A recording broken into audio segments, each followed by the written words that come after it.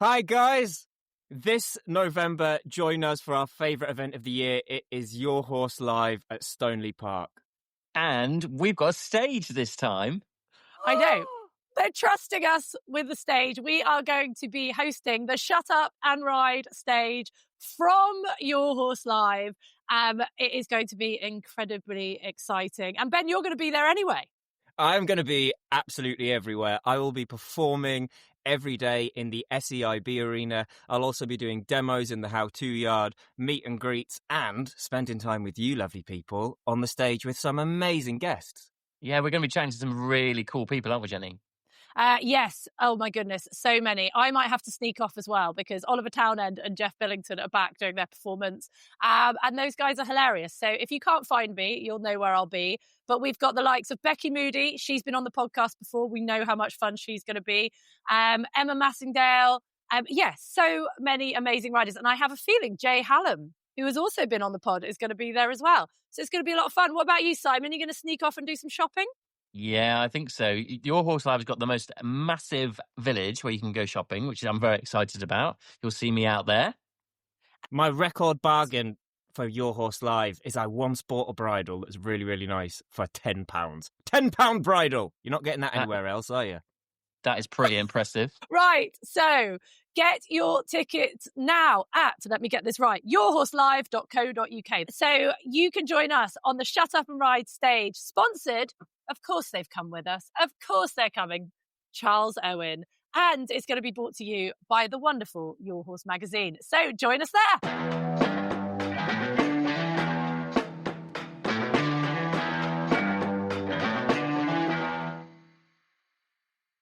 It's basically just really good fun for 3 days. Absolutely. And 3 nights. And do you all go out in the evening and everyone goes and gets drunk and has a great time? Not that we'd ever consume alcohol to the point of drunkenness, Simon, but no, because there may be bad. a few. That would be wrong. To say going out sounds a little ambitious. We make it back to the hotel, but it is honestly, it's the best event. It feels. Do you know how a lot of people like think about like Christmas lights coming on, and that's like the end of the year, and it's like festive. For me, it's always been Your Horse Live because like everyone's got that kind of like. Do you know, horses are getting a bit fluffier, the weather's turning, and it's just like the end of term feel. Yeah, for everyone. Like, you know you're not probably doing too much for the rest of the winter. And, yeah, I cannot wait. So the boys didn't realise that I'd pressed record. And I chatted away here. Welcome to the podcast, everyone. Everyone's going to be like, have I started this in the middle of the podcast?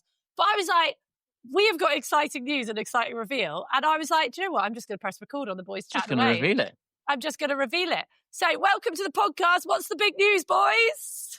We're going to Your Horse Live. Whoop, whoop. We are. Oh, sorry, Ben. Go. No, you go.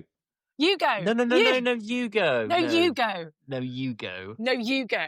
Okay. So we have managed to snag the spot, which is where, I'm going to say, Jenny, this is where we sort of first started doing stuff. Oh, yeah, together, 100%. me and you, isn't it? Yeah, when I first properly met you. Yeah. And so when was that? How long ago would that be now? How long have you guys been in a relationship? About 6 years, maybe? Yeah. Yeah. So, to give it context, everyone's like, what the hell have I tuned into? Also, if this is the first time people are tuning into the podcast, they're like, what? What's going on? So, Shut Up and Ride. So and I just said about Jenny and Ben being in a relationship. They aren't. They're both married. I couldn't handle his he's too neurospicy even by my standards. What Jenny and I have is very casual. Yeah. Well, I was going to say, Ben, could you cope with being married to her or being in a relationship with Jenny? Well, I don't know. I've seen how much grief poor Gregor gets. Well, this is it. Poor chap. Yeah. Sorry, I'm derailing this terribly. We really are. This is the most tangent. So, first of all, me and Ben are not in a relationship. He's far too handsome for me. I wouldn't know what to do. Although, whoa! Your husband is incredibly good looking. He is, isn't he? He is. He's gotten hotter with age as well. He really has. I always used to say he was buff waiting to happen, but now he's just buff. He is turning into is it a DILF? A DILF? He is definitely a DILF, and he's also a lovely, lovely man. And you must remember that, Jenny. But This is he the nicest I've ever heard you speak about him. Like, Well, ever. and he has got a beautiful willy. That he really does. What? All right, okay, can we... All right, we'll get to the announcement. What makes a beautiful willy? Well, it's just the right size. It's not too big, not too small, not too narrow. Yeah, but that doesn't mean that that's the case for everybody, though, Jenny. Different people like different things. Well, for me, it's. I can't believe we're talking. You started about this. It's when they say, oh, it's not how big it is, it's what you can do with it. It normally comes from somebody who has a small penis. Oh, yes, that's true. That was never the tagline we had growing up. It was, it's not the size of your hammer, it's the nail you're swinging it at. Yeah. So it doesn't matter if you're packing a micro. If you've got a 10 out of 10, who cares? Yeah. Well, there we go. I'm not sure. I'm not sure that's true, but Simon's like, your partner cares, Ben. That's who cares. The person whose most common line during coitus is it in? That person cares. Oh, that's like that the Sex and the City scene where she's like, "Oh, put it in," and he says, "It isn't." It is. Do you know what I've always thought about is if you're ever in the throes of passion and then you get requested to go increase speed to go faster. Do you remember that scene in Titanic when he's like, they're trying to steer away from it and they're in the engine room and he's like, full speed. He's like, she's given us all she can, Captain. We're at full speed. And I always goes through my head. You're like, this is it. This is all I got. Like, this is, you know, leave a bad Yelp review. Because like this is it.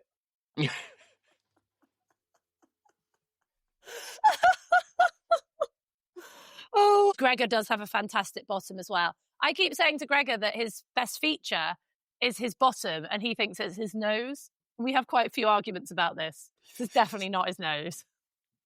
Right, anyway. What's wrong with his nose? Well, it's just not his best feature. His nose is all right. So you think that his penis is his best feature or his No, bum's his best feature? Ooh, that's a good question. I think his bottom. The penis is a close second. Okay. And then maybe his face. And then right at the bottom of the list, his personality. So in theory, you'd have fallen more deeply in love with That's Gregor right if you'd met him on Naked Attraction. Yes. Oh, yeah, good point, actually. Oh, Yeah. no, because actually I would have thought he was too short. Well, so... But, In just that appendage, or... No, so full- I always imagined that I would end up with some like 6'3" strapping rugby lad. Like that's what I had. We were in the pub once in our local pub and the manager was this guy called Will, who was basically the epitome of everything I thought I would end up with. This like 6'3" rugby kind of guy. And I was looking at him like and chatting away. And then when he left, Gregor turned around and went, "That's the guy you thought you'd marry, isn't it?" And I was like, yeah. But no, Gregor is 5'10", and I am 5'10" as well. But I have to say that I'm 5'9.5" just to make him feel better. So yes, I would. But then it was his personality that won me over. Or did the accent make any difference? No, that was almost No. a hindrance, to be honest. Was it? Do you not like the Scottish accent? Not a big fan. There's nothing. So you prefer Irish, don't you? I do like it. I like a Welsh accent. Weirdly, can you do a Welsh? Oh, I'm shocking at Welsh. I know it always turns into Indian when I try and do it. I tend to turn into Indian when I try and do Spanish. Well, no, your Spanish is really good. So I was just on an Instagram hole and there was a story about a woman who woke up one morning and sounded Chinese. And apparently there's an actual, like a syndrome where you get foreign accent syndrome. It's like really rare. But something happens in your brain. And this woman in the video, she genuinely sounds Chinese. Like this very, like, not Asian lady. She is fully English or white Caucasian. I don't know what the correct term for a British person is. And yeah, she woke up one morning sounding Chinese and that's how she sounds. And they can't even train her to change back.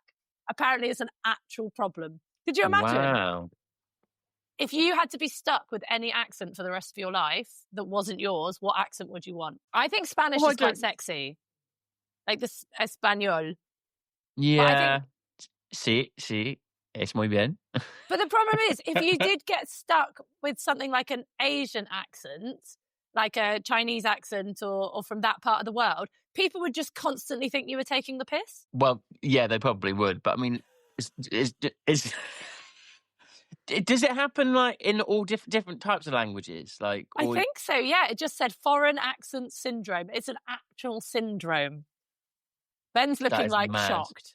I'm just like this. We are skating on thin cancellation ice on this. I'm like, every time someone starts saying something, I'm like, yeah, word that. Cool. We steered round that. We steered round that. Yeah. Let's just keep going. It's an actual thing. I'm not trying to offend anyone. I've seen it, and she is the most like. It is the whitest lady, like someone's mum that's like gonna bring the builder a cup of tea outside down here, like proper. And she went to bed, she woke up, she has, and to describe this in full, when you see the video, it's not just an Asian accent. It is if you were trying to be offensive with an Asian accent, it's what this lady has. What? Okay, and it's not her fault. It's to do with something in your brain. And it's nuts. So what it's a bit was in her brain that was the accent that came out? Like, do you think she watched something before she went to bed? Like, that blows my mind. Like, how did that happen, if that makes sense? Like, what was she watching? So do you think it's like, because like when I ring up to order my Chinese takeaway and they hear the accent like down the phone, and then that night they go to bed and then their brain clicks in and goes, I'm going to talk like that. Maybe. I don't know. It's really rare. It did say it's a very rare syndrome. I was once at a Chinese restaurant with one of my old bosses. I don't want to say who it is. Just because no grief for anybody. But I was out for a meal with an old boss, and we went to a Chinese restaurant, and they were exceptionally eloquent with languages. Like, they spoke like 8 languages, like fluently, like insane. Ah, amazing. Wow. And like European languages, but then like they spoke Mandarin, they spoke Arabic, like different dialects in Arabic, all sorts. And so we're in this Chinese restaurant, and the person that came to take the order looked ethnically Asian. And so he started ordering in Chinese. And then this poor lad who stood there taking the orders like, I'm real sorry, I don't speak that. I'm from Birmingham.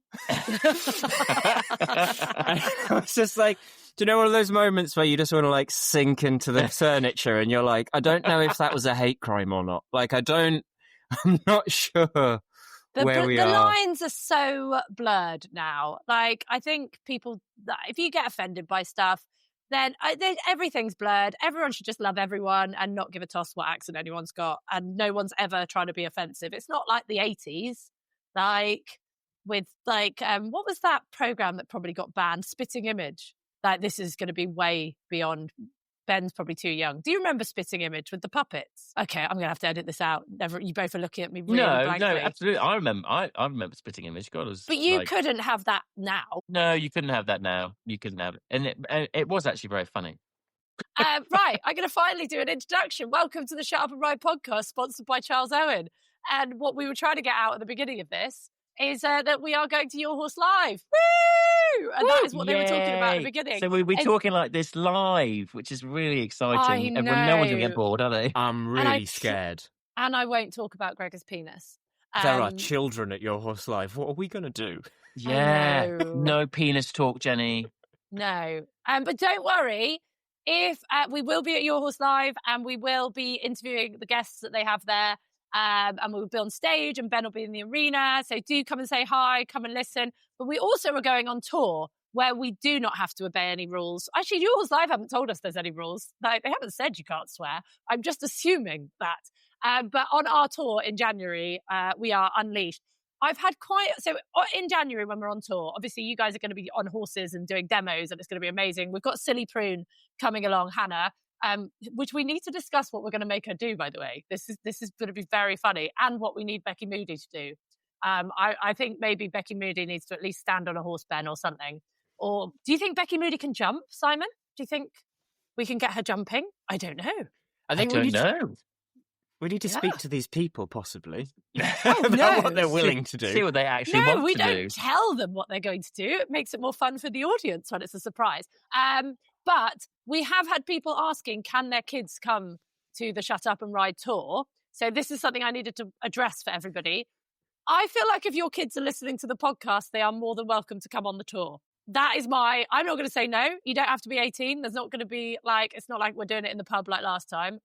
So I have said yes, as long as you don't mind that we may swear a little bit on it. There is a language warning. Yes. But I feel like Jenny a lot of people are like, may well swear. She may well swear. Don't say it's all me. You two are just as Mate, bad. it You is. are like sheep in goats' clothing. You swear a lot more than we do. But they say that people that swear a lot are very trustworthy, Jenny. So this is good. And Says a lot about intelligent, you. Simon. Yeah. And is intelligence as well? Yes, I'm going to throw that in. Yeah. Yeah. Okay. Yeah. Well, that would explain why I'm not swearing very much.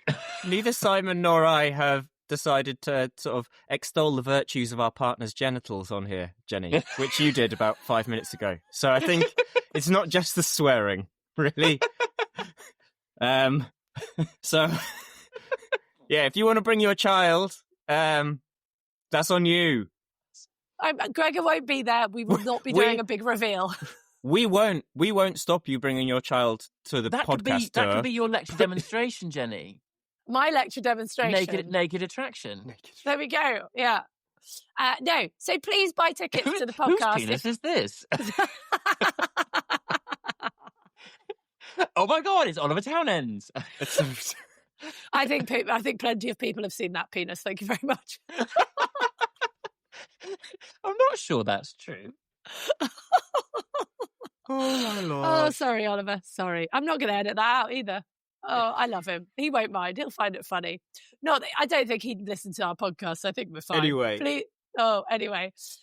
Right. Oh, God. I had so many things I wanted to talk about.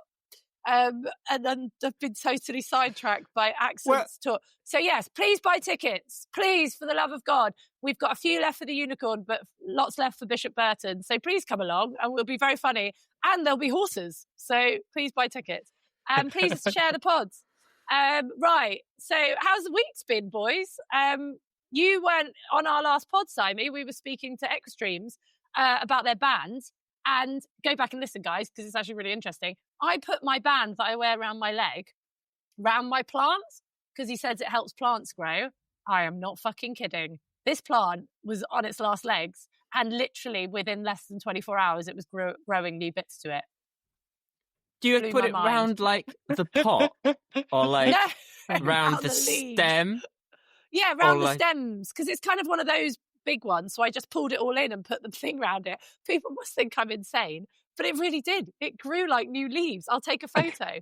Do you know why it was dying? Because I went to England and Gregor forgot to fucking water it. That's why it was dying. After the chat we've just had, I think Jenny's going to be putting it around Gregor soon. Yeah. And it just grew like mad. I hope it doesn't get any new leaves, though. Oh, but anyway, right. So, Simon, how have you been? I've been very good, thank you. I've been very You're in very good form today. You're in excellent form. I like this. Have you had a sleep or something? Have you had a nap? No, I've had a haircut actually. Oh wow! Very sharp. I had a haircut. And it didn't take much off the top this time. Last time they went a bit crazy. Is that quite like so? How much input do you have when a man goes to the hairdresser as to how much you want off? Like, do you just trust them? Do they look at you and go, "Yeah, I know what to do"? Well, I always go. So they say, "Oh, so what do you want doing?" And I'm like, "Oh, well," and it's always someone different. So I'm like, "Oh, well," I normally have like a number 6 up the back and sides, and then it's just like messy on top. And so, more often than not, they go, "A number 6. What's the point?" because it's so long, and I'm like, well, I mean, basically do whatever you want, but I don't want to go too short because, like, I think like being like a skinhead, like or a fade is just, I don't think that would suit me. I think I'm too old for that. But it really offends me the way that these days, like, it's chop, chop, chop, and I can see all this hair coming down, and there's all these greys everywhere. What is going on, man? Oh, you're old now. Slope. Yeah. You're old. What about you, Benji? You have your like one trim a year, don't you? Or one or two? Well, it depends. Oh. Like, I do tend to have haircuts like horses get clipped. Yeah, like a winter cut and a summer cut. But it depends. If I go to the salon, which I go to. Then I Le have salon. the salon. Then I have lots of input, and it takes about 3 hours. And we read magazines, and we gossip, and we drink tea, and we have cappuccinos, and it's lovely. You get your nails done. But if I'm absolutely, and that's when because I used to do loads of funky stuff with my hair all the time, didn't I? Like, remember when I was peroxide blonde hair? Were you around me then? That was bad. I probably blocked it out if I was. And so, like, yeah, but if I'm in a rush, then I'll go Turkish barbers, which is like... Oh, is that when they do your ear hair as well? Well, yeah, but I'm talking like in and out in 10 minutes, costs about £7. That's where I went today. Yeah. Oh, did you? And the thing that gets me with that is like he says, "Oh, what would you like?" And I'm like, "Yeah." And then they start, and there are like 3 of them doing it, and they all start talking amongst themselves in a language that I don't understand at all. And I'm like, he could be very easily saying, "This guy is a dickhead." Yeah, and I I don't wouldn't have a think clue. it's. I wouldn't have said he's easily saying it. I think he's definitely saying it. Mm. Yeah. And what This guy- and what the hell does he think? A number 6? What a twat. And did you sit there going, did you know I was double clear around Burley? Just in case. Yeah. And he's like, I have no idea what you're talking about. So here in Canada, the mullet is huge. I know it's bigger back in England now, but like kids here have like take it full like undercut and then full blown mullet. And we're not talking like teenagers who are discovering what they want to do with their hair. We're talking like James's age and younger, like 6-year-olds with full blown mullets. I can't get behind it. I'd say we've come out the other side now. Over here. Yeah, I think so. Mullets, last summer, every county show I was at, every young farmer had a big dirty mullet. Whereas now, I think the mullets gone have back. died But what off. is it about when I see someone with a mullet, I feel like they want to get in a fight? I don't know what it is about that. I feel like it's quite an aggressive haircut. It just makes you look quite thuggish.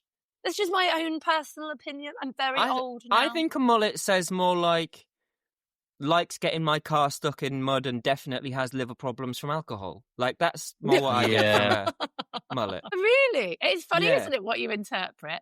Oh God, everyone here's got a mullet. All the kids. Or one of those blokes you see with a mullet, and you're like, I know for a fact that how I judge you makes me think you're probably bad with your kids, but you're probably great with your kids. Like, you know? Yeah. I also there's do you know who Benson Boone is? Yes. Yeah. So a lot of the Benson Boone look as well, with the moustache and the hair. And I had my nephew to stay over the summer with 2 of his friends, the lovely Kian and Luca. And Luca turned up with a moustache and the look. And I was like, oh my God, all right, Benson Boone. And they all laughed heartily and ha ha ha. And they admitted by the end of the 2 weeks of living with me, they had no idea who Benson Boone was and were just laughing at me to appease me. They were being polite. That's nice. Yeah. I was like, oh, thanks, boys. Yeah, that made me feel old. Yeah. But Benson Boone's quite cool, I thought. I was being down with the kids. Apparently not. Was that on your bingo card for 2025? We'll want to look like 80s porn stars in 2025. No, that's what we're going for. The mullet, the big tash. So we have been now half an hour in. I don't think we've spoken about horses at all. Do you think people care? I think they care. Do you? Well, yeah, let's talk horses. I'm going to France next week with Miracle, who's my little 15-3. He's doing the World Championship for young horses, and he is on really good form. So I'm very excited. Can you be our Shut Up and Ride reporter from Lyon? Yes. Hello, welcome to Le Lyon. And I always do. I'll be trying to speak French to these French people, and I always fail, but they're always very nice. Well, they're normally very nice about it and try and help me along. I just wanted to ask quickly before we move on, like, does your prep work look a lot different for a competition that's abroad than to what you would do in the UK, like with the prep for the horse, or its training, or it's like, you know, not like just identical. It'll be exactly the same. Yeah. The only kind of difference is when you're going to be transporting to get over there. You know, you want to try and get in there probably a little bit earlier than you would for an event over here, and obviously the transportation is, well, you know, because you do it, like, is really complicated now. Yeah, Is it's that really Brexit? complicated. Yeah, it's really complicated now, and it's kind of scares me a little bit. Does someone do that for you, or do you do that? Yeah. We've got somebody that organises all the paperwork, but you have to amazing. now. You have to have, like, the vehicle has to be cleared and it has to have a certificate, which you can only get by going to Ireland or to Europe to get it done. The horse has to have a carnet, which is an absolute fortune to have. And then you have to have health papers that are signed by the vet before you leave, which we didn't used to have to do before. You did have to have papers, but you didn't have to have it signed by a vet when you leave. And then when you arrive at Calais, the horse has to be checked by a vet, and that can take a really long time. So sometimes they can be on the lorry for hours and hours and hours, longer than they need to be, which is really frustrating. Is he a good traveller? Yeah, he is a good traveller, actually. Oh, that's good, because that's a worry, isn't it? If you've got something that gets stressed or something like. So I feel a bit more comfortable with him because when you go Dover Calais, it's a shorter trip, obviously. But if you're going Portsmouth to Caen, that's like 7 hours or something, 6 or 7 hours, and it's kind of overnight, and you can only check the horse once or maybe twice if you're lucky. That you have to be escorted down to check them, so they're on their own down there for a very, very, very long time, and that scares me a bit. I don't like that. Yeah. So which one are you doing? Anything could happen. So you're sleeping, or well, you can do it in the day, and then you can go and there's loads of things you can do. So you're doing Dover, are you? We're doing Dover Calais, yeah. Do horses get seasick? I know that's not me being flippant. No, don't think so. No, don't think travel so. Travel sickness is all to do with the airway and the fact that they've got their head up for so long. Yeah, which is That's why it's really important to always get your horse's head down when you're traveling, well, as often as you can, because it's really unnatural for them to have their head up for that long a period of time. Yeah. What's the recommend? That's why when you go when you travel with like the big hauliers, they don't let you tie them up, so they can move their which head. is a good thing. It's also one of the reasons why I really, really am not a big hay net person, because I want my horses eating with their heads down. It's quite stressful because it's so easy to miss something, and then you're not going. The most stressful thing I've ever had is when we were driving to Denmark to do a show. I had 10 horses, and we're doing the vet checks. Going along, this is great. And then they're like, excuse me, can we see you? I was like, yeah. They're like, this last horse, we've got a problem. I was like, what? They were like, it's got a fake passport. No. What? I was like, wait. I was like, no, it doesn't. I was like, it doesn't. It doesn't. Like, that's the horse. That's the... They were like, okay, then. Explain this. ID number on the thing. Scanned the microchip in the horse. Different number. Oh, no. I was like, it's not. No, it's not. So we're kicking off.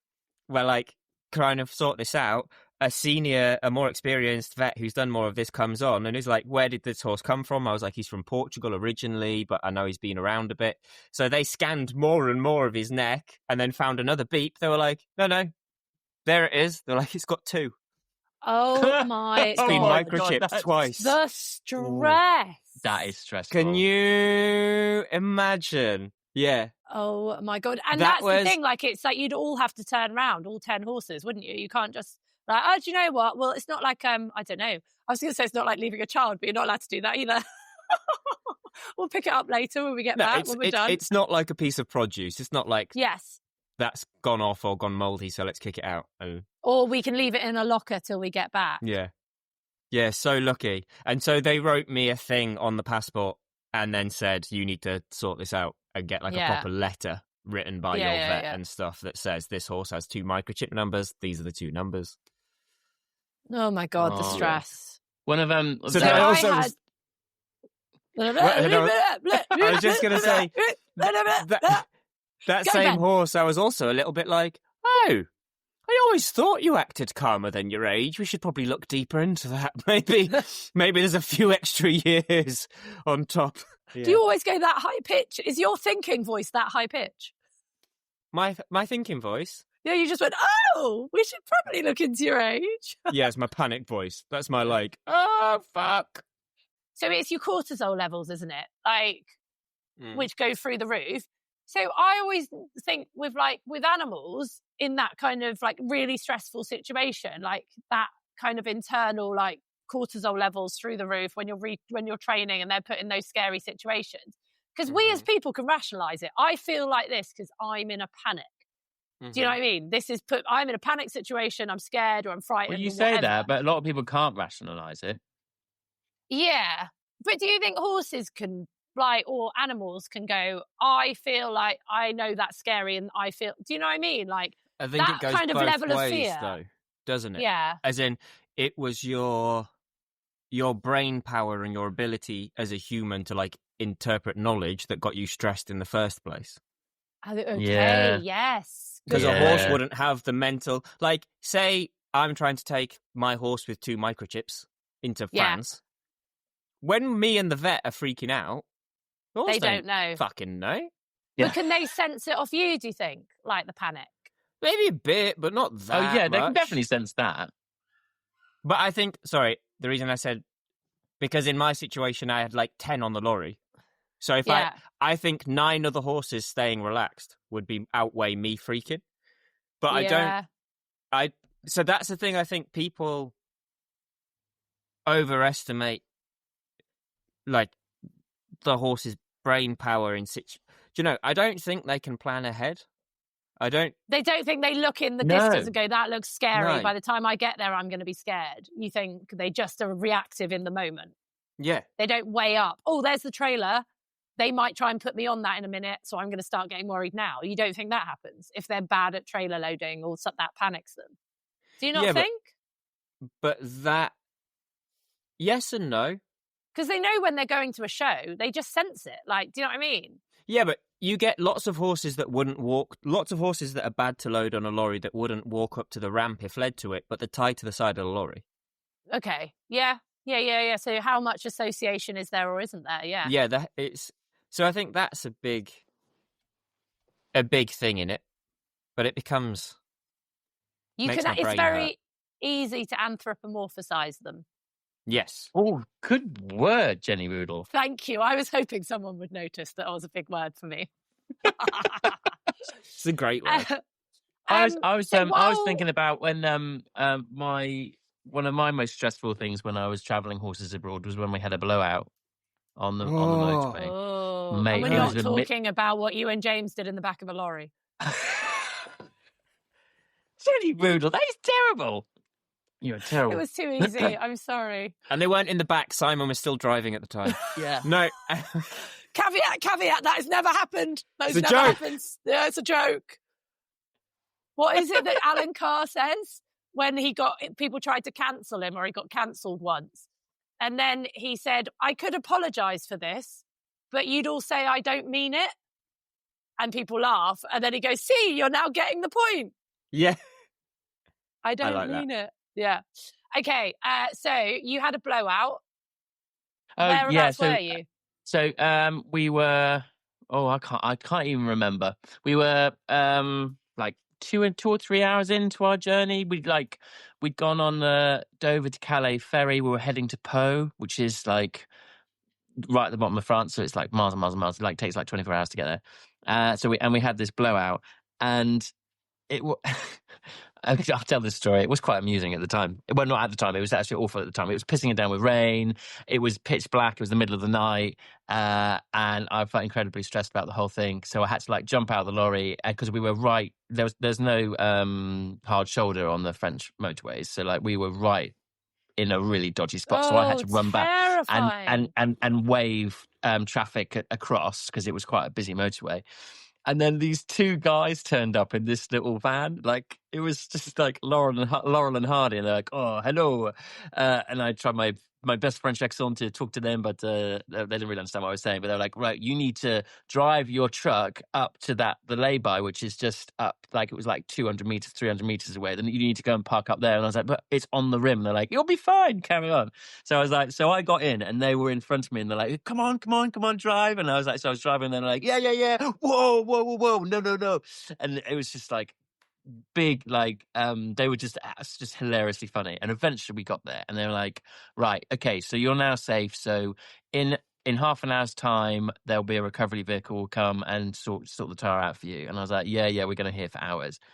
So literally in half an hour, almost on the second, this guy turned up. And he didn't speak any English at all. He looked absolutely terrifying. He was a really big, burly bloke. And he was like, and he kept on putting into his phone like to translate it. So like he was doing all through his phone. And he's like, basically, I don't have a tire, the right tire for your vehicle. I can put one on, but it's not going to get you to where you need to go to. So you're going to have to stay overnight somewhere. So don't worry, you can come back to my garage. And I was like, but what about the horse? And he was like, it's fine. I've got a space in my garage where you can put the horse. And I was like, this is not good. And as you can imagine, like my heart was going, and I was like, this is just so incredibly stressful. And the guy, it was like, you follow me. So we like, so he put on this other tire which wasn't right, and so we followed him. And like then a saver. yeah, and like I was thinking, this guy could be a serial killer. He could be anybody. Like, what? This is really scary. And anyway, so then he stopped, put his hazards on. He stopped. Sorry, is this boring story yet? No, this is Okay. me and Ben are like literally. Don't stop. Keep talking. But like, so he put his hazards on. He stopped and he got out, and I was like, oh my god, he's gonna like shoot us all. And he was like, I've just spoken to a friend of mine who has some stables, so we're going to go there instead, and you can stay there overnight. So he drives. So this really burly, scary, dodgy-looking bloke drives us to this incredible place, chateau, beautiful stables, indoor school, outdoor school, totally private, lovely farmhouse. It's with like next door to the chateau, and these people lived in the farmhouse, and they in the middle of the night, they came out, greeted us, put us in this beautiful stable, like thick bed, like everything was kind of, they're like, do you need, hey, what do you need? We'll sort everything. In the middle of the night, they're like, we'll see you in the morning for breakfast. And then the guy was like, the mechanic, scary guy, actually suddenly turned out to be really lovely. Was like, oh, I will be back at 11:30 tomorrow morning with your tire. I need to drive to Paris to go and get it, but I'll get it for you. And so we like stayed at this place, and these people are just divine, and they're like friends now. And like I stayed there on the way back, and then I stayed there for another event another time, and it's just, and they took us for a guided tour around the chateau. It was just incredible, and it was amazing. What are their names? So stressful. I can't remember now. Isn't that awful? Edit that out, Jenny. Edit that out. Simon's just But, about to go to France again. He needs his stop-off spot. Don't let him know he's forgotten their names. You could have just made anything up right then, and we would have believed you, Francois. Francois. But the guy was an event rider, and when he found out that we were going to Po, he was he just thought we were wonderful, and yeah, they were just so nice. What, the mechanic guy who did your tire, or the people you stayed with? They were an event rider. The people we stayed with. Oh my god, that's so amazing! So it was really amazing, and they were so lovely, and and it just made me think even more that I love French people. And not to judge poor mechanics by their size and burliness. I know, because I was like, this guy is literally going to murder all of us. But he was like, no, he's not. He's going to take us to an absolutely beautiful place to stay. Oh my god, can you imagine breaking down in like Milton Keynes and someone from the AA going, hang on a second, I know where I'll put you up, and rocking up to like Laura Bechtolsteimer's and you staying in her beautiful house and her one of her cottages? Just wouldn't fucking happen, would it? That's so true. The AA wouldn't turn up for a bloody week. But it was amazing, like standing on the side of the road in the pouring rain, thinking this horse is going to get killed soon because these juggernauts are coming down here like hell. I hate to take in a chateau. It was amazing. You're sorry. I hate to take a dark turn, but was that before or after the horrible tragedy that happened to poor Nick Gauntlet? That was after. It was after. Yeah. So, do you know about this, Ben? Was that I saw the video from a while back of that lorry getting taken out by another lorry on the motorway. No, I don't think there was a video. So this was poor Nick, he's a friend, was driving to Blair, where his lorry broke down. Is it the A9? That really scary road. And luckily had got his children and wife out of the lorry and onto the side of the road, as you should. And that is exactly what you have to do, guys. And you're in a car or whatever. But of course, you can't really get the horses out. I don't know if that you should, or what the protocol is with horses. And his top horse was on the lorry, and I think some others. And yeah, a juggernaut creamed in to the back of his lorry. And yeah, I mean, obviously that was very high on in the back of my mind. And so I had my high vis jacket on and my triangle, which made absolutely fuck all difference. And yeah, so and it was literally like, I just don't want this lorry to get hit. We just, honestly, it was so stressful. It was so stressful. So I'm guessing is it more dangerous to get the horses out? Like, I don't know. What would you do if you knew you were going to be there? Well, where would you put the horse though? Yeah, especially in Simon's situation. Like, at least by some like on the motorway here, if you got the horse off, you'd have to try and get it to jump the metal barrier, but then you could kind of get it to clamber up the hill, but doesn't seem advised. But like you said, there's no hard shoulder, there was nothing. You were just, where are you going to put the horse if you get it off? But it all turned out all right in the end. It was amazing. I think it's quite a cool story. I think it's an insane story. It is a very cool story. And just to take a bit of a diversion, because we have been sent, because our lovely listeners, they do look to us for not always answers, but understanding or to tackle some of the shit stuff that's out there. And I've been sent quite a few times, so I don't want to ignore it or overlook it. A video recently. Can I have two? Of a horse. Wet myself. I really, okay, really I'll am. introduce it and you go for a wee. So a video recently of a dog walker, I think it was, who was out on a walk and saw a horse in a field that, to anyone who doesn't know anything about horses and has come across this video, it looks like they are training this horse to be, I don't like the word broken, but it seems quite fitting in this scenario to use the terminology broken. You'd probably say backed.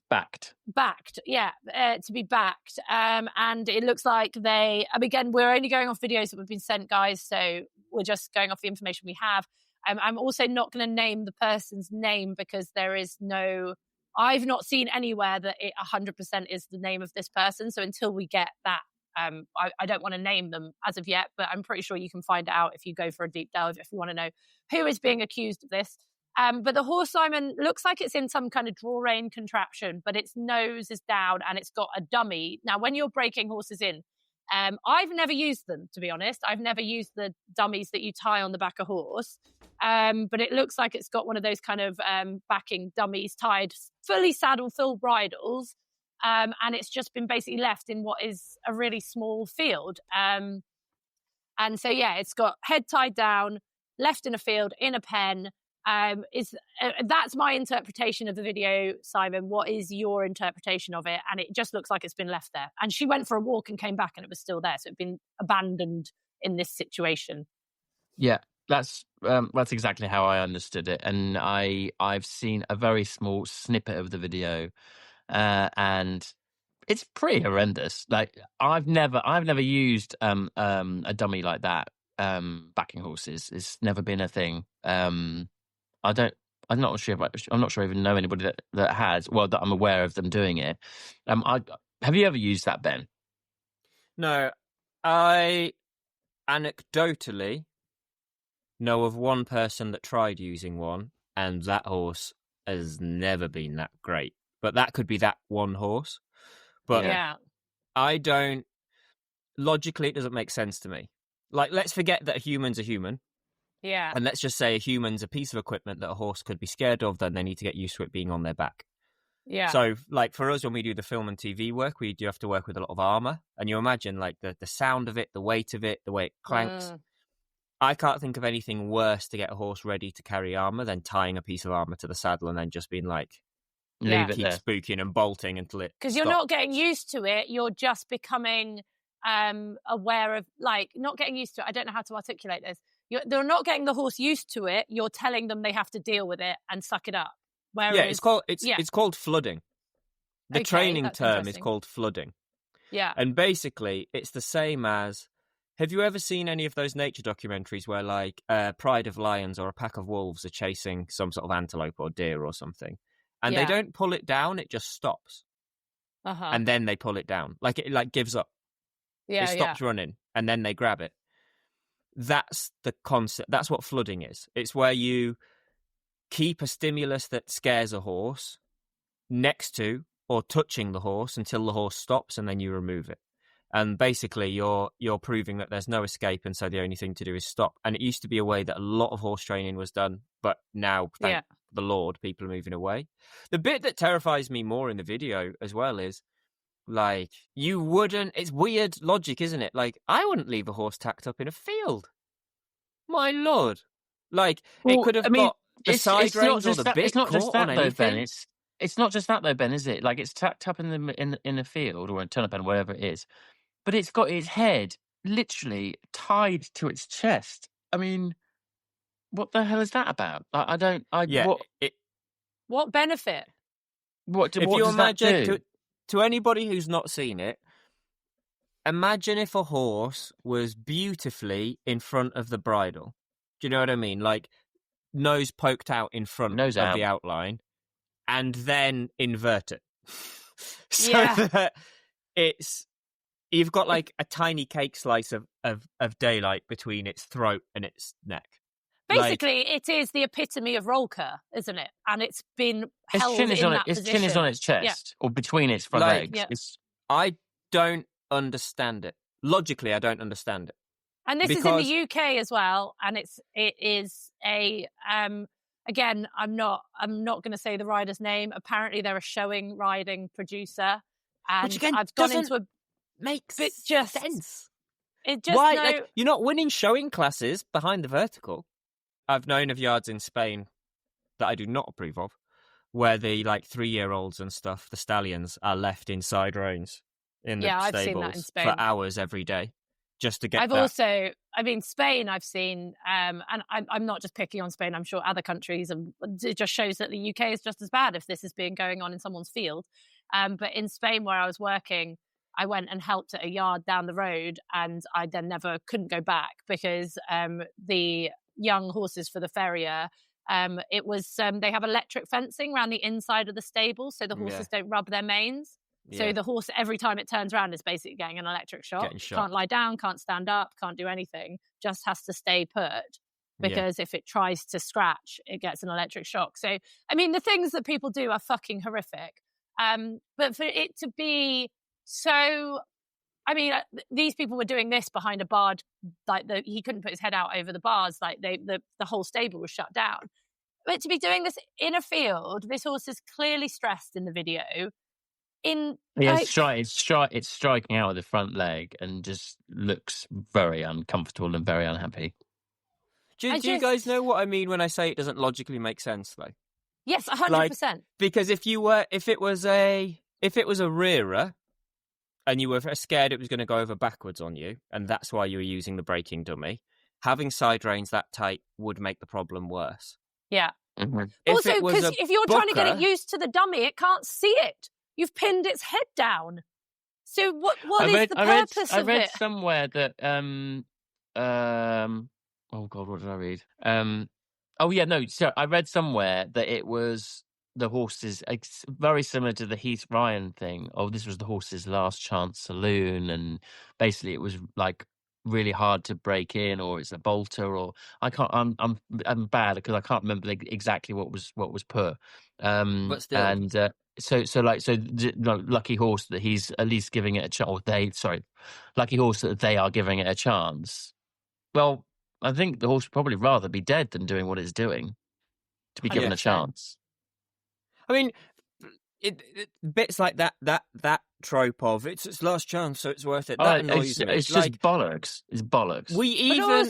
Sorry, Ben. I was just going to say, like, we as humans, we have the Geneva Conventions. We have rules of war. We have rules on how to kill each other. Like, so even in something as horrific as that, there are things that are unacceptable. Like, so this idea that because a horse is beyond your training capabilities, that it's okay to abuse it is just insane. That is the best line you could have just said. Just because that horse is beyond your training capabilities, it's okay to abuse it. It's not okay to abuse it. Not okay to abuse it. Sorry, let me say that again. Just because the horse is beyond your level of training capabilities, it's not okay to abuse it. Yeah. That just fucking sums up so many of these welfare problems, doesn't it? Yeah. You have to admit when something is beyond your training capabilities, or look for another training method. Now, you cannot say that you have tried everything, because did you get a call from this person, Ben? Did you get a call from this person, Simon? No, you bloody didn't. So you haven't tried everything. And I reckon I could talk to a million trainers who haven't had a call who would train this horse better. But that's the thing, though. That's the unfortunate thing with this, Jenny, is that clearly this is not the first time that they've done this to a horse. Clearly, like they obviously think that it works, and it doesn't work. But it obviously it does what they want it to achieve, which is obviously to get the horse ridden, but it's all done through fear. And I imagine that then there are problems with the horse at a later day. But what I'm saying is that like these people, it's not like they think that this is the best process. They think this is the best form of training, and it's not. We know it's not. Yeah, and I don't really understand. I don't really understand why people don't realise that it isn't good training, because clearly some people think that it is the right thing to do. If you've got something that's obviously very tricky to break in, but I know people that can do it really, really well. I don't think it helps that we get more and more of these stories on social media or in the news, because I think it makes people believe that everybody else is doing it. Yes. Yeah. I think that's a really sad truth. But surely this is surely not an FEI problem, not a BD, BS, whatever. It is an RSPCA's problem. Surely that video should be sent to someone like that. It's all our problem. Animal. All our problem. Yeah, but no, rather than like, obviously it's all those people, but like fundamentally this person needs to stand up in court and be accountable for their behaviour. Like, this is animal cruelty. And like, is that, and it doesn't feel like, I don't know how to say this without getting in trouble. Yes, these riders get bans. If this stuff goes to FEI, this person doesn't ride under FEI rulings, but say it goes to FEI or goes to whatever British Federation they're under, they get a ruling, a ban or a fine, whatever. So there needs to be some kind of system where not only do you get banned from ever competing again, you are not allowed to own horses. This person should not be allowed, in my opinion, to own horses, as this is how they treat them. I feel that strongly about it. I know what you mean. Disappointingly, I don't think the judicial system backs that. Like, do you know, someone will get arrested because they've got 60 horses starving to death on their property. Absolutely. And they'll get banned from owning large animals for the rest of their life, but they won't see a single day of prison. They maybe do a bit of community service or something. Yeah. Do you know, they don't get a real sentence. And I don't think that's correct. I think, especially in the UK, I do not want to go down this route now on this podcast, but I think our entire legal system is insane. But in terms of the horse welfare side of things, I've thought about this for a while, and this could be a really, really off the wall, insane thing to say. What about if horses that were linked to people that were known to be like abusive in training to get to a top level? Mm-hmm. What if not only those people got their ban, whether it be 6 months or a year or 10 years or whatever, but that horse is taken out of the competitive league permanently because someone could profit on, because horses don't need to compete to have a good life. No. And if, say, let's take a dressage horse. Say a dressage horse only has really nice PF and passage because someone abused it earlier in its life, and then you had proof that that's how that was happened. I don't think other people should be able to profit from the talents that horse has because they were created with abuse. Yeah. Yeah, I just think in theory, I totally agree. But in practice, to police that and to... Well, they've got passports and everything. If the horse is involved in a case, then you stamp it. But if it's been done through abuse, like, how can you prove that abuse? I just think a message needs to be sent to the horse world in some way, shape or form, where something better than a 6-month ban needs to happen to some of these people. And I think something that there is no case that I've heard of where people are like, it's not going to stop people. A 6-month ban obviously doesn't work, and it's not putting people off from being abusive. So something needs to happen in one case. Yeah, but the biggest problem with this is that, I mean, I don't know. I'm assuming that this person thinks that this is normal and thinks that this is okay and doesn't think that this is abusive. That's the biggest problem here, is that it's like they don't know that they're abusing them.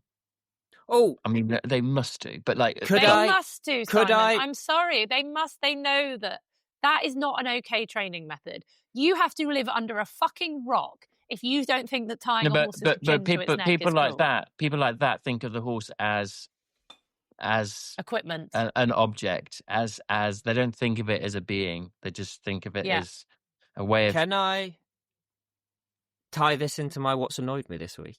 Absolutely, go for it. Really joins in.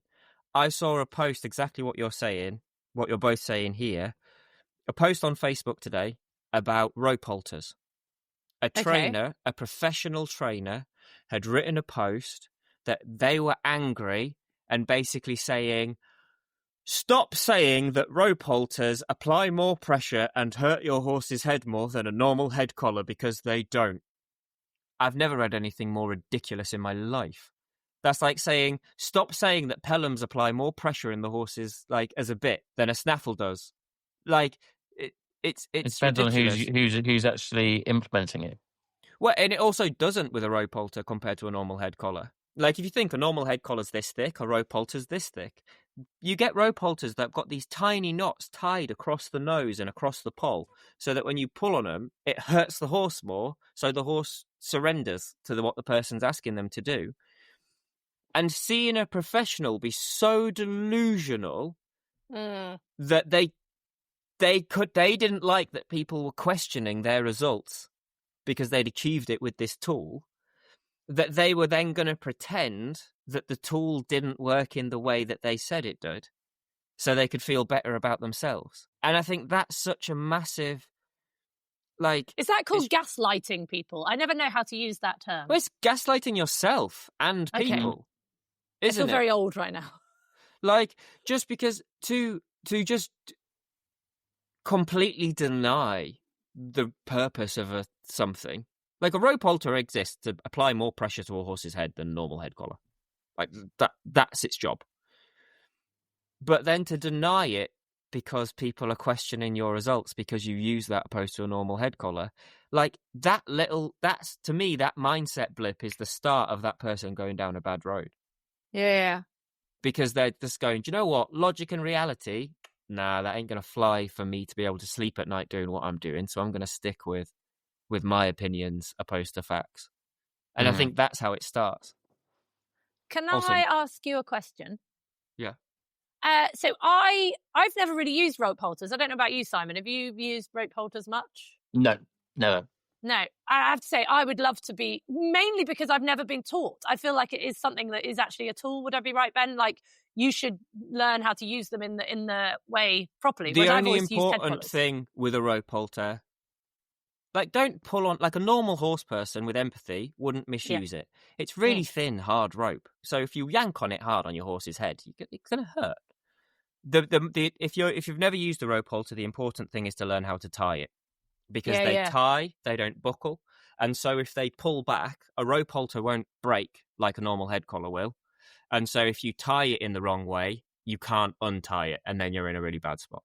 Yeah. That's the big... And I get it, like, from their history, they come from, I need a head collar, I'm on a ranch in the middle of Oklahoma, like, 200 years ago.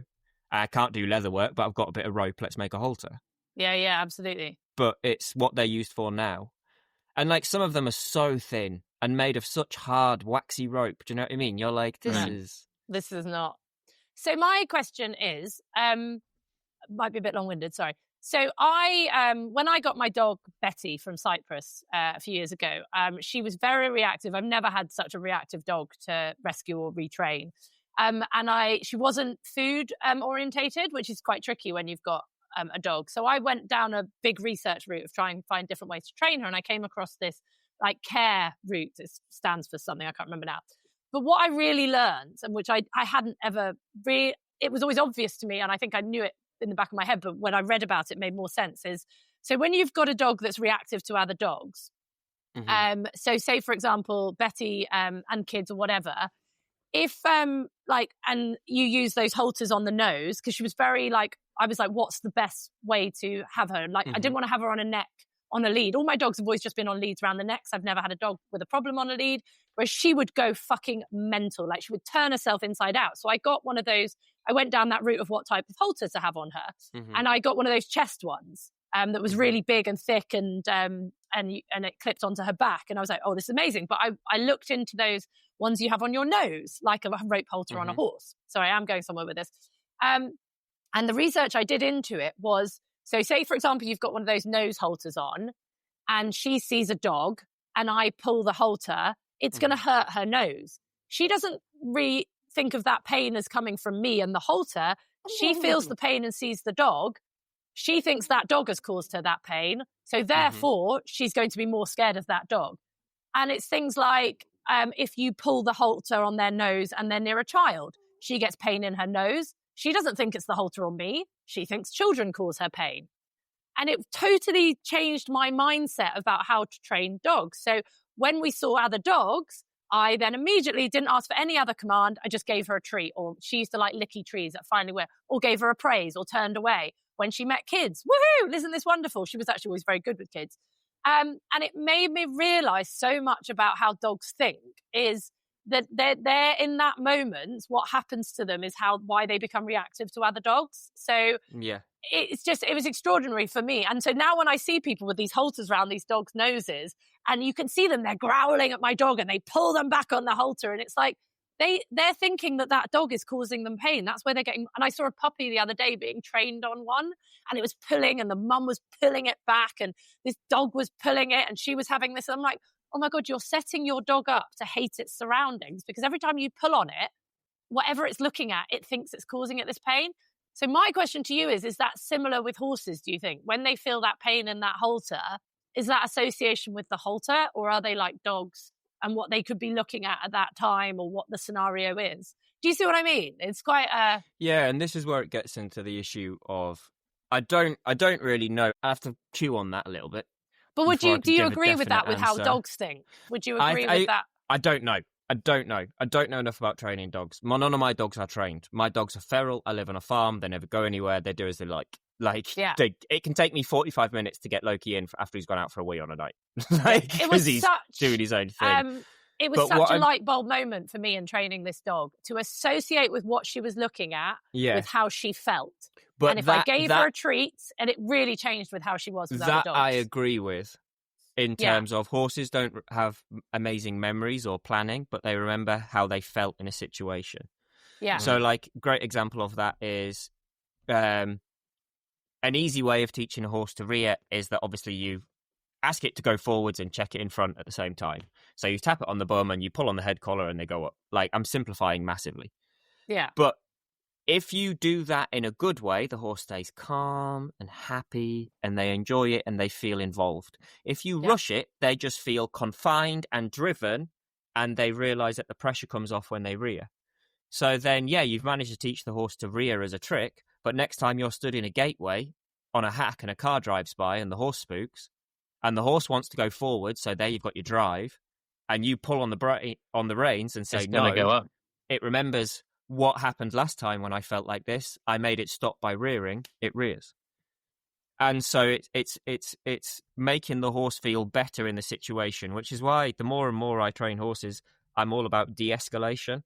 If a horse is freaking out and having a hard time, the best thing you can do is anything you can to make the horse forget about getting the horse to do what you wanted it to do.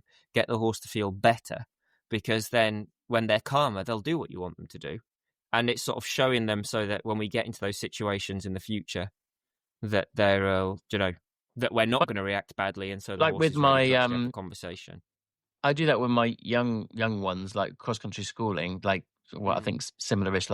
I just take it so slowly. And it just kind of stems back a bit to Lucinda Green. And when you're doing step fences, you could just crack on. You could go and jump a few fences, and then you could teach them how to jump steps, and you could do it like cantering and jump up a step, and they might do it a little bit by accident. But I'm really keen on doing it in walk to start with, so they can just relax and just take it all in their stride and think about what they're doing, and there's no pressure. And I find that if you do it like that they never have a problem with them. It's when you try and rush it to start, and it's all a bit like water as well.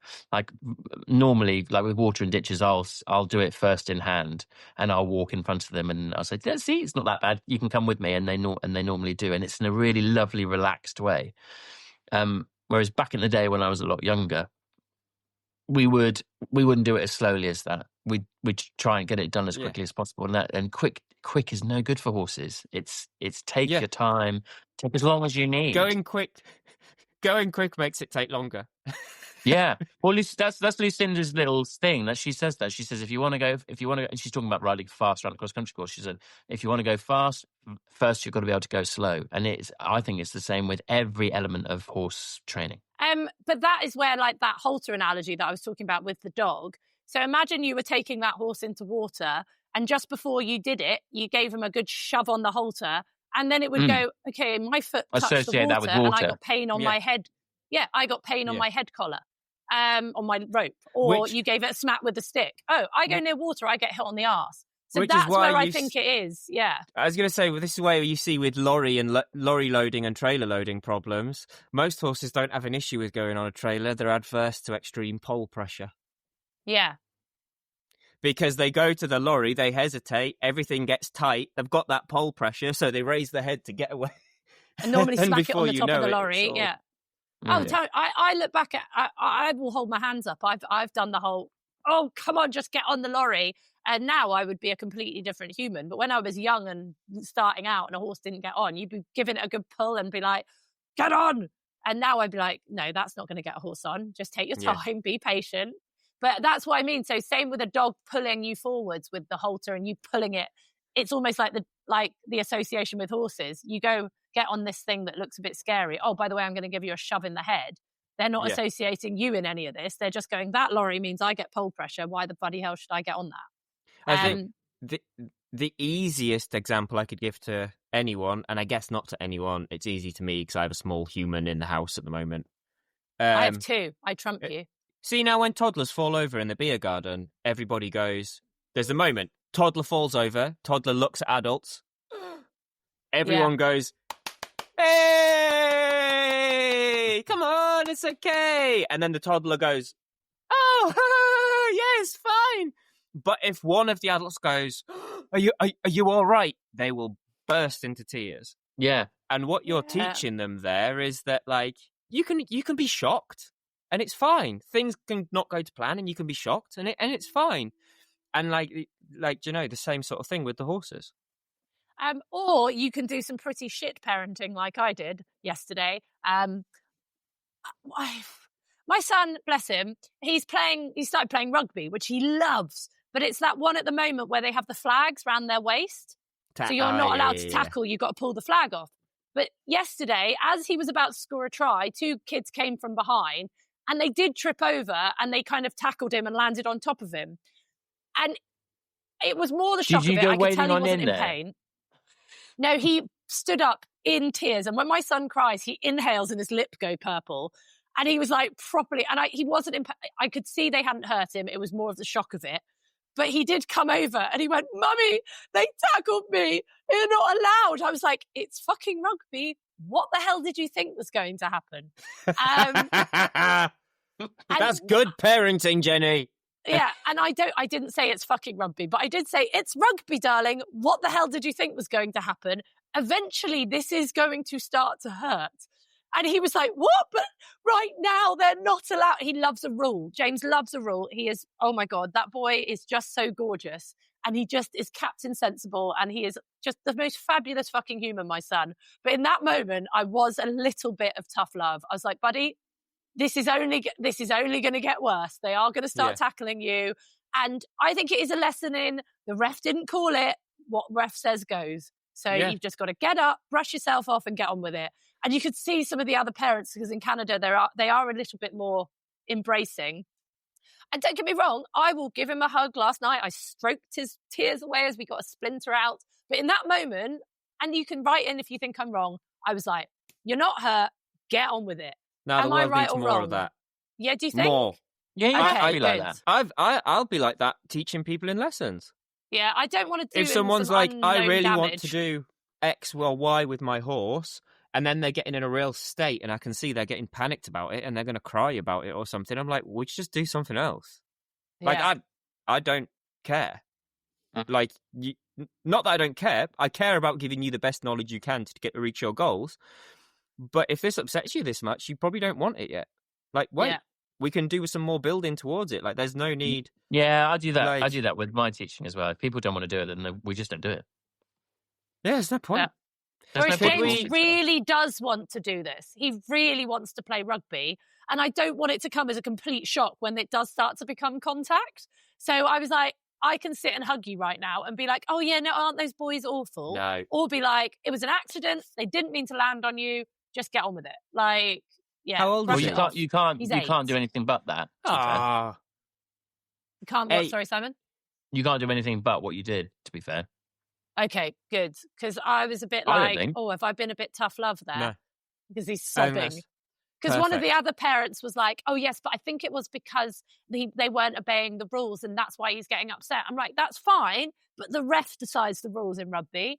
And what the ref says goes. And the ref said it was an accident and it was fine. So he's just got to go with that. And also, like, we're teaching him about life. Fucking Yeah. Denise. Do adults always follow the rules? Fuck off. I saw how you parked. Sorry. Right.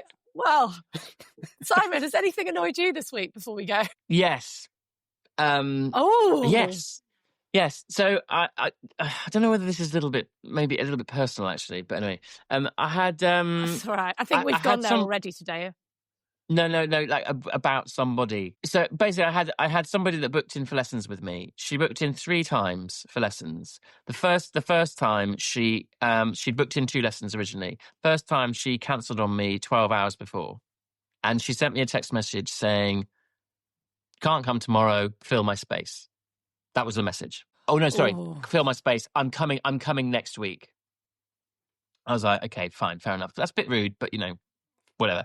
The following week, and No, it you're was not, bitch. it was it was about 26 Ben's hours doing before. bitch and wanker signs, by the way, that people can't see because this is a podcast, but I'm calling him out on it. So 26 hours before she messaged me saying, "Can't come tomorrow. Fill my space." And then I think she then messaged me again and later she said, "Can I book in for another lesson?" And I was like, "Yes." And then she did exactly the same thing again. She's like 24 hours before, she messaged me saying, "Can't come tomorrow, fill my space." And like there was no kind of I'm really sorry to mess you about. There was, which I suppose she shouldn't have to do that, but like I would. And I'm really embarrassed because I've messaged you around yet again, or none of that. It was literally, "I'm not coming, fill my space," basically, tough luck.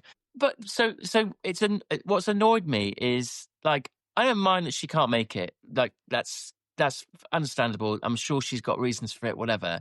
But like, there's a thing called manners, and they cost absolutely nothing. Like it's like Oh. kindness; it costs absolutely nothing. So why can't you make use of it? Manners maketh the human. But like I say, it's quite personal towards somebody. So I feel like maybe I shouldn't actually be saying that. But it's really annoyed me, and it's just made me think like, manners are really important to me. What on I earth think- allowed you to book her to book the 3rd lesson? Yeah, Because I'm not I'd really have been sure. like, I'm really sorry. Like, fuck off. Because Simon's the nicest man in eventing. Did you not know his reputation? I actually But think obviously this not is with an- this one. Not yeah, with well, I this think one this is an now. important lesson. This is what this podcast is for. It's for therapy. It's to educate people that it is not okay to treat your instructor like they are a piece of equipment, and that Simon has feelings too. Mm. He also needs to pay Yes. his bills. But like, yeah, yeah. And normally, like, people when they cancel lessons with me, well, every single time, other than this one person, they've always been like, "I am so sorry to mess you around," like, and normally it's like 2 weeks before the lesson, they'll be like, "I'm so sorry to mess you around. Is there a cancellation fee or any of that kind of stuff?" And people are lovely, but this one, I was just like, Well, "Oh, next that's time really she annoyed wants me." a lesson, you have to go on ChatGTP and get her like a fancy cancellation policy and send her a T's and C's and make her sign it before she books. Or just be like, you always, if you want to book again, you always pay in advance. I won't even take your booking until you've paid, and non-refundable because you messed me around so many times. So if you want to carry on booking lessons and not turning up, cool. But then, Actually, do you know what?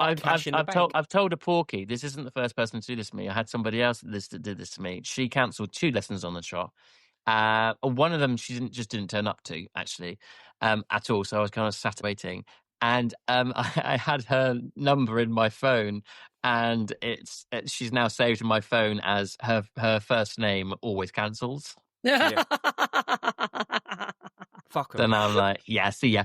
But this, I think, is the problem with our industry, because like, you wouldn't do that to a dentist or a hairdresser without having to expect to pay, or a vet, without knowing you had to pay. And I think that is, or if I had booked a cameraman and cancelled them that day, I'd have to pay at least half of their fee. But yet in the equestrian world, we don't have that kind of set in stone. I know some people do in respect. I do. Yeah, but you know what I mean? Like, but again, you don't want to be that person that people don't go for lessons to, because you say stuff like that to them. Do you know what I mean? Ours is pretty strict, whether it be lessons or shows. The shows and lessons work on different timelines, but different, like, if you book me for a show, the only time you can cancel me and not have to pay me something is about 6 months before. And then as it gets closer and closer, you're going to have to pay something. And then, if a show was to cancel us like a week before, it'd be like, cool, you're paying in full. Well, I mean, I think I'm going to have to come up with some sort of like upfront at least a 20. scheme. At least, I think realistically, I think it's different if you're at home or if you're at a different arena as well. If you're at home and a lesson cancels and they were coming to you, or like at your base yard, do you know what I mean? Not the end of the world, because you're like, sod it, I'll ride my other one. Yeah. Whereas when you're at a hired arena, I think really that's non-refundable. Like, cool, you cancelled in less than 72 hours. Like, I agree. Right, this has been a roller coaster of an episode. It has, your horse hasn't it? live, Gregor's penis, horse abuse, and what's annoyed you. Yeah. Yeah. Well, I haven't done my what's annoyed me. Do you want to know what's annoyed me? Go What's for it. annoyed you? Soft-hearted Canadian mothers at tag rugby? That, and I've turned 45 this week. Oh, congratulations. Yeah, neither of you two fuckers remembered, but that's not annoyed me. I didn't know. That's standard. I'm struggling with 45. Why? And you know Why? because it feels really old. Do you know what's annoyed me? Is so myself, again, I annoy myself a lot. I am trying to be that, you know, when you read online, like, be strong, don't be thin. Because obviously I grew up in the 90s, right, where Bridget Jones was classed as fat and Kate Ross could have lost a few pounds. Yeah, heroin chic. Nothing tastes as good as thin. So I do think that is ingrained in me. I genuinely do. Like, but I really, like, I'm going to the gym more than ever. I have got more muscles on my arms and stuff. When I was riding, and before kids, I was pretty skinny. I was like 1.5 stone lighter than I am now. I've seen you in your crop top trying to pull Simon in old country interviews. Yeah, with my boobs. I am still really struggling with this newfound figure of perimenopausal, bit more around the waist, and I'm trying to be really strong, and I can lift more weights than I could when I was working on yards. But when you're in clothes, you can't see your muscles, so you do look a bit bigger. And I was at a christening the other day, and there was obviously loads of professional photos. And I'm probably one of the only people I know who hasn't had Botox as well. And I just look really awful in every single one of these photos. And this is sounds a bit depressing. Recently, a family friend has just recently died very young at the age of 50 from a brain aneurysm. Wow. Like, really unexpected. And so there's this bit of me that's like, I am strong, I am empowered, and I am going to fucking not get old, and I'm going to prepare for older life, and I'm going to be strong, and I'm so lucky to be alive, and my legs work, and and I really want to be that person. But this week, and I saw those photos, I'm just like, it is just so fucking depressing. I'm like, I look old, I look awful, I feel fat, why can't I lose this weight? I barely eat anything. I just I'm so wrinkly. I wish I could afford Botox. All my friends have got Botox, so they all look amazing. And like, just that comparison. Do you know what I mean? And it's so annoying because I want to be this woman that's this amazing person for my daughter. But yeah, I look in the mirror and I go, oh, I just look so awful. And getting old is awful. And just, do you know what I mean? Like, why can you have these two sections of brains? Why can't the part of my brain that wants to be this strong woman who's proud of her body, that's done so much for me? My body has done so much. It's made 2 humans. And why can't, when you know you want that part of your brain win, why can't it win? It's Mental Health Awareness Week as well, which is quite apt. But has anyone got any tools for me to help that part of my brain win, because I'm just fed up of looking in the mirror and seeing the shit. I want to see you're both I silent. know what you mean. Do you know what I mean? Because I'm sure you guys probably have insecurities and whatever. Oh, well, when you both look like that, why would you have? You're both so handsome. No, I know exactly what you mean. And this is where my husband is very, very good. My husband tells me I am gorgeous and fancies me, and if I walk in the room naked, he does that. It's like a stallion in heat. And he is amazing. He's very good, and he says you shouldn't be down on yourself. But what makes you feel like that though? Like, do you think that there are other influences on that? Like when you're very tired, when you've had too much on, when you're stressed, do you feel that you look at yourself in a negative way more when you're in that kind of scenario? Or do you think this is just something that you're like all the time? I've always been like this. I've always thought I was fat. I look back at old me. I used to think I was fat in my 20s. I was pretty fat at university. One of my friends says to me, I was fat. I was your friend at uni, despite the fact you were fat. I was quite big at uni. She's very funny. She calls me fat slag, actually. I spoke to her earlier. She answers the phone. All right, fat slag. It could be that friend. Yeah, no. I've always, like, all my life thought, like, I think two older brothers, I always had puppy fat. And then in my early 30s, I was a rake. I was like 9 stone. I was tiny. And I used to then think can you not train your brain to like realize that, you know, you can look back on those photos and realize that actually you're a beautiful woman now, but as you were a beautiful young woman then, you were more beautiful then than you actually realized. And you can look back on and see that, and you must realize that actually you're more beautiful now than you actually realize. And can you not like make yourself sort of also look back at the fact that you've been incredibly successful at what you've done. You've married and I know we joke and whatever, you've married a seriously lovely man. Like, he is seriously special and he's a great guy, and you don't, and he's lovely, and you don't bag someone like that by being a twat or not being very nice. Or being unattractive. So how do you train your brain to do that? Like, I think you have to work quite hard to make your brain do that. And I think you need to, like, you were talking earlier about tough love. I think you've got to be tough on yourself to like be like, actually, do you know what? Stop being so bloody hard on yourself.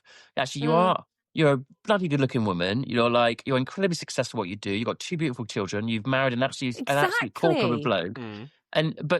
But you just need to actually be a bit tougher on yourself to be nicer to yourself. And that's where we as people, I think, people in general, we're so negative about ourselves all the time. Like we're always looking for for what's wrong with us, what we're not very good at, what is the stuff that and actually we need to look at, like, actually, what have I been really good at? Actually, do you know what? I was really good there.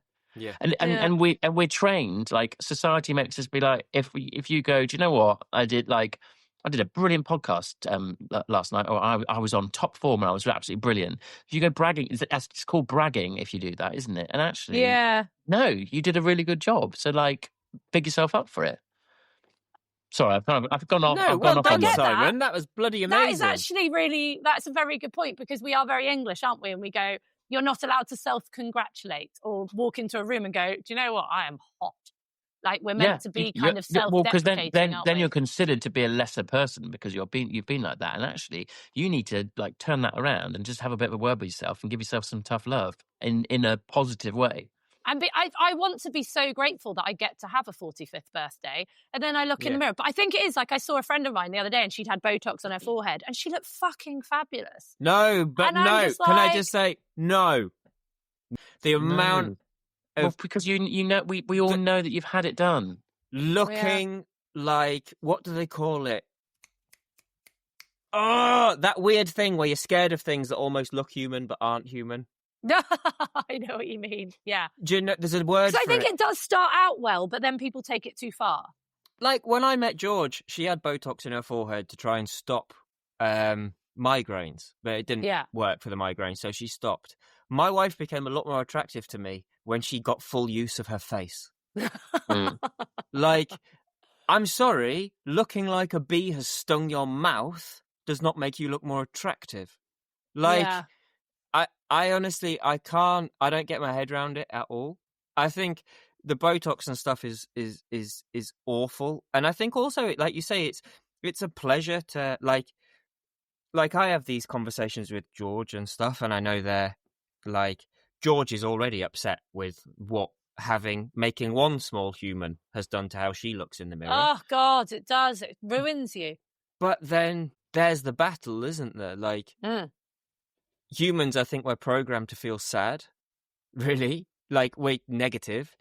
Like, surely it's better to be upset about the fact that you've changed your body in a way that you don't like quite as much to make a human than to have not been able to make the human. Do you know what I mean? Sure. 100%. Surely the positives outweigh the negatives in that one by a million percent. And I totally agree with you. So that is my internal struggle, is I can see that. So why do I still feel sad? Because, do you know what I mean? Yeah. Everybody's got 20/20 vision when they're looking back. Okay. What does that mean? It means for the idiots in the room. When you look back on your life, you separate things into good and bad, happy and sad, very quickly and very cleanly. That time of my life was happy because I looked like this. My time of this was a bad time because that was going on. But actually, if you were back living in that moment, you would probably feel the same as you do now, just about different things. Yeah. And it's like, I do this a lot with myself at the moment, of just being like, do you know, like, we make jokes about me, like, getting my kit off and stuff all the time. I promise you, at 32, with a child, even though I didn't make it, I just helped make it at the start, I don't look the same as I did when I was, like, 22, 23 and doing all my bodybuilding. And there's loads of times that I'll catch myself getting out of the shower or the bath and look in the mirror. And even though I know, for most people my age, I still look great, I'll still look in the mirror and be like, fucking hell, let yourself go. Yeah. But it's actually, but I'm the same. I mean, I'm not like ripped like you are at all. But I used to, like, when I was 25, I was quite ripped. Yeah. Very. And I'm not anymore. And I do, and I'm like, oh my God, you have let yourself go. But actually, I'm 43 years old now. Like, you know, it's not as easy to stay in shape. Would you rather be, like, all of us, would you rather be achieving the things that actually matter in your life, or would you rather have a six-pack? Because you could fuck off all other responsibilities and go and get a six-pack. Dedicate your life to doing that at the cost of everything. Yeah. And what's the point? I'd rather, like, do you know, like you say, you've got your amazing children, amazing family, amazing life, amazing job opportunities, amazing success. Like, yeah, we could cancel this podcast and you could spend extra time in the gym and doing shit like that, but it wouldn't make you happier. No, because then I wouldn't be speaking to you guys. And it does feel better to talk about it, because I think you sit and wallow. And I think social media doesn't help, does it? Because you just see everyone looking so fucking glamorous all the fucking time. Oh, well, they're all on cocaine and Ozempic, so fuck them. No. Can we? I think maybe we should do like a little exercise, and maybe everyone can do it at home as well before the next podcast. Like, Jenny, you should go away, or in fact, we should all go away, and we should all write down 10 things. Like, look back at old photos of, like, maybe write down a time when you thought you looked really, really great, and write down a few different things about what you're really proud of, like stuff like stuff that you've achieved, or you've got a really great partner, or you've got something that's really positive in your life, and write 10 things down, and maybe we can share them next time. Okay, I like that. 10 things. I've written it down. 10 things. Cool. And that's everyone at home as well, not just us. And then send us in some of the things you're proud of about yourselves, and we'll shout them out. Yes, absolutely. I love that. A feel good episode. Yes. I also would like someone today just go and say something nice to someone, because I love it. When I go to a show and I see people, I do love, like, I don't know, like, if I see someone's made an effort with their dress, you can tell when people have made an effort. I try and point it out. Do you know what I mean? Yes. Like, wow, that dress is awesome. Or what have you done? Like, your hair, or you're just looking hot today. If someone's smiling and happy. Do you know what I mean? Like, go and give someone a compliment. If I'm walking down the street and I see dudes that are a bit jacked looking at themselves in windows, I'll be like, looking big, brother. Looking stacked. And they're like, yeah, I am. And you're like, yeah, you are. I saw you looking at yourself in the Debenhams window, flexing with the T-shirt up. I saw you. Okay, that is your mission, people. Go and make someone else feel good about themselves today. 100%. That's a very good one. I love talking to you boys. You make me happy. Fucking amazing, Jenny. And if anybody tells you you're not, send them to us. Yeah, because Ben can get in the headlock, and then you can. Simon's like, send them to Ben. Right, you gorgeous people. I love you boys more than you could ever know. We are going to Your Horse Live. So get your tickets, people. Come and see us. Sponsored by Charles Owen. Yes. Oh my God, I love Charles Owen. Brought to you by Your Horse magazine. Yes, we love Charles Owen. They are wonderful. They're supporting us again. They are getting us all together. But we are also going on tour in January. If you haven't bought your tickets, why the fuck not? And yes, you can bring your children, and we promise not to swear too much. Get your tickets, guys. You'll see the boys. Actually, we talk all this talk. Let's see what the boys can actually do with some horses. And of course, Hannah Silly Prune's going to be there, and Becky Moody will be there on the Bishop Burton night. And you can get your tickets on Cavago. You can get your merchandise with Super Cross Country. And we're going to bring out some really cool merchandise. Hopefully that will be available at Your Horse Live. Watch this space. I love it when I see people wearing Shut Up and Ride neck straps. Ben, you need to send me a video of your Shut Up and Ride neck strap in action. I haven't seen that yet. I mean, it's going to be a while, isn't it, Jenny? Yeah, sorry. Are you walking yet? We haven't even asked that. No, let's not even talk about my leg. Oh, really? No, it's not bad, but there's just like toss all news, basically. Oh. Like, yeah. I like the fact you're on the beer, though, rather than the Oromorph now. Yeah, exactly. Yeah, I'm looking forward to a glass of rosé tonight. So please, please, please get tickets to the tour. Come see us. It's going to be hilarious and lots of fun. But more importantly, share this podcast, because you never know, you might make someone smile. I hope so. You're both looking very handsome today. Very handsome. Benjamin, keep doing your exercises and get better. We love you. That'll be good. Love you too. More videos of you on your scooter. But all that's left to say, boys, is I can say it in French now.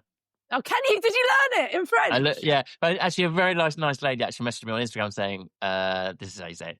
There are a few ways, but I'm going to say, tais-toi et monte. Can you sing it like that? Tais-toi et monte. Tais-toi et monte. Oh, I love you, boys. Jeez.